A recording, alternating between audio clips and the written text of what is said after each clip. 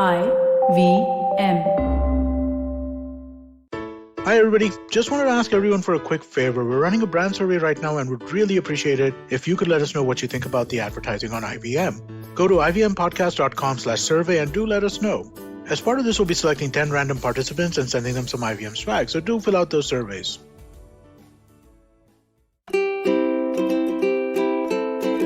Hello and welcome to the Habit Coach Podcast, the bite-sized podcast filled with quick and easy actionable habits. Remember, great habits create that awesome life. I am Ashton Doctor, your habit coach. And today's fun fact of the day has to do with go-karting. Did you know that there are go-kart races for kids as young as 3 years old? Heck, when I was 3 years old, I think I had just about figured out how to walk. And these kids are in go-karts racing around the track. Go-karting is a motorsport where a car or kart is very basic. Just 4 slick wheels, a noisy basic engine, a steering wheel, a seat, and just one set of brakes. Nothing fancy. Everything is left up to the skill of the drivers. When go-karting was introduced in Mumbai, I went only once, I think. It was not my cup of tea at the time. And by the way, this is a very different kind of podcast as I'm going to share a personal life example. It's a bit embarrassing at first, but I think it gets better towards the end. However, I have been a big fan of Formula One racing and race cars. So when I was in Dubai with my friends, they took me go-karting. And I'm talking about maybe, say, 12 years ago, 13 years ago. And this was now on a proper racetrack, okay, the go-karting in Dubai, where racing drivers were practicing with proper timing screens and everything.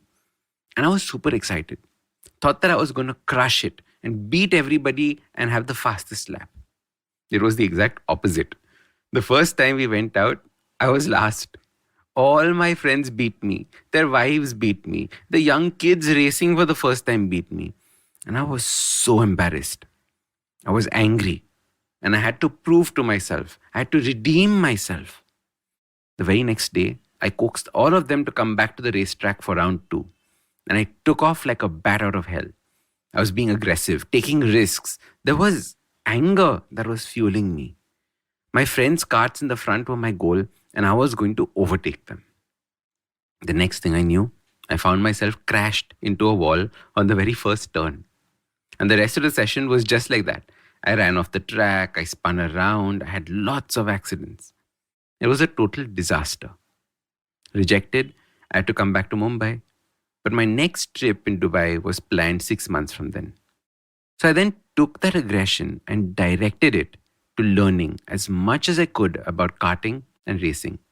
I learned how to adjust the seat in the kart for the best balance. I learned about braking. I learned about cornering in the best manner possible.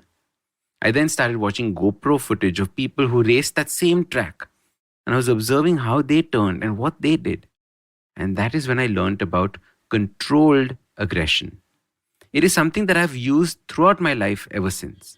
Not just in karting, but when I have to negotiate deals, when I have to talk to people who have a hidden motive or an agenda, when I'm in a competition with somebody or something.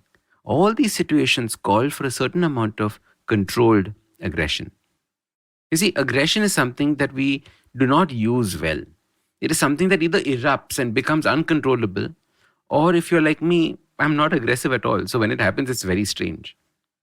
So in certain situations that demand it, I had to teach myself the habit of controlled aggression.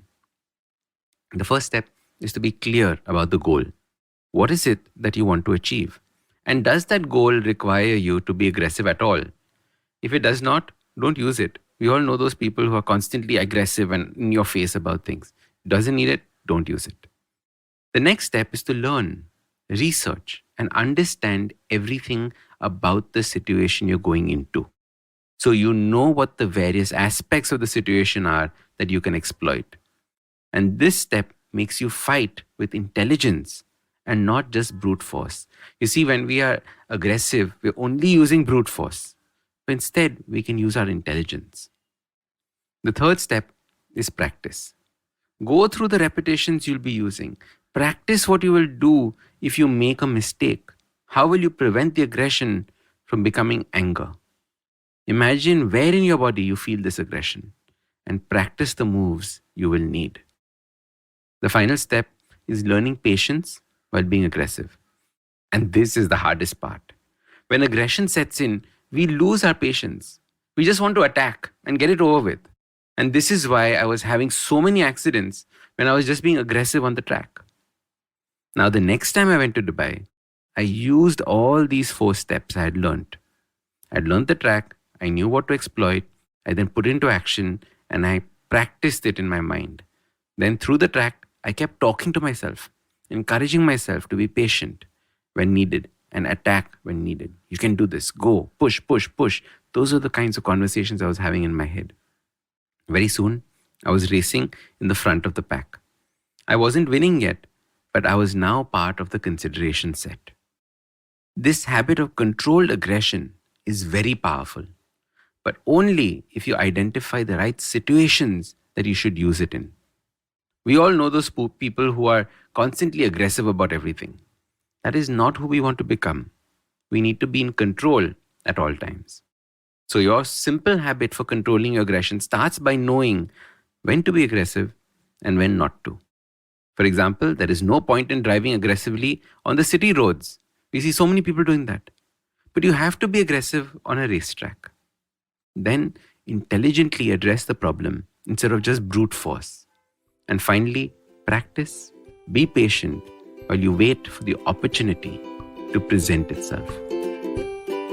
So start these habits and share with us your progress using the hashtag #TheHabitCoach. If you like this podcast, don't forget to check out other interesting podcasts on the IVM network. You can listen to us on the IVM Podcast app or ivmpodcast.com. You can also follow us on social media. We are at IVM Podcasts on Twitter and Instagram. If you want to reach out to me, I am Ashtin Doc on Twitter and Instagram. You can find lots more information on my website, awesome180.com, or check out different content on my YouTube channel called AWESOME180. That's Awesome180. Hey everybody, it's been a great week on the IVM Podcast Network. On a show about crypto, Rohan Joshi is joined by Jayanti Kanani, co-founder and CEO of Matic Network, to discuss crypto and blockchain inventions in India. On Audio Gayan, Kedar and Avindeep talked to one of India's most experienced designers, Rush Bhatt, the co-founder of ClearTrip.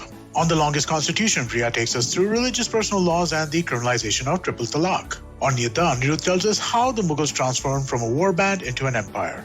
Why is cringe watching so addictive and viral? On Smarter with Sid, Siddharth covers cringe watching from 4 perspectives: creators, individuals, communities, and brands. Do follow us on social media. We're IVM Podcast on Twitter, Facebook, Instagram, and LinkedIn. And remember, if you're enjoying this show or any of other shows for that matter, please do tell a friend. And finally, we'd like to thank our sponsors this week: Cred, Bank of Baroda, Quarter, CoinSwitch, Kuber, Slay Coffee, Intel, Kotak Mahindra Bank, and Oxfam India. Thank you so much for making this possible. What if you could relive some of the biggest and most public feuds in Indian corporate history? Peer back through the window of time to see who among HUL or Nirma stood on top. Or who was more dominant between Tata Motors and Maruti Suzuki? Tune in with me, Ambi Parmeshwaran, And me, Anupam Gupta, on Bank of Baroda presents The Last Brand Standing, where we talk about 2 brands vying for the top position. and what their journeys were. Every Tuesday on the IVM Podcast app or website, Or wherever you get your podcast from.